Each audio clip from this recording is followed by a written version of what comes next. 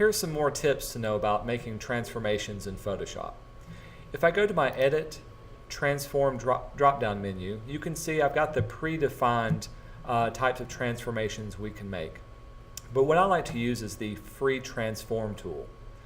With Free Transform, this gives me a bounding box around my object layer, and I can do all kinds of transformations within this one box. So for instance, if I wanted to scale it, I can click on the outer edges and scale things down.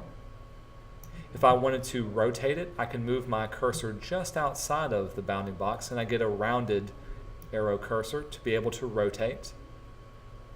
And if I wanted to distort the image, hold down your Command key, and when I click on the edge, you see I've got a white arrow, and that will allow me to move one particular edge. And this will give me those perspective type distorts that come in handy every once in a while too. As with the other ones, I can click the checkbox to commit to it, and that's what I have. The final thing to know are your basic keyboard shortcuts when using the transformation. I'm going to turn on Free Transform again.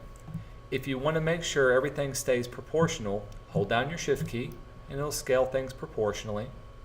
If you want to rotate by a certain number of increments, I can also hold down my Shift key and it'll rotate it by 15-degree increments. And if I wanted my cursor distortions to be either vertical or horizontal, I'm holding down both my Command and Shift key as I move them around as well. We're going to hit the Escape key to not commit to those transformations. And one final thing, if you're using your Move tool, notice that you've got the Show Transform Controls check off up here. If I check that off, it'll give me a little transformation bounding box around whatever object I have on that layer. To start using the Free Transform, I can just click on any edge of it, and that'll bring me into Free Transform mode, and I can start easily making these transformations on the fly. It's just a great little tip to have those automatically selected.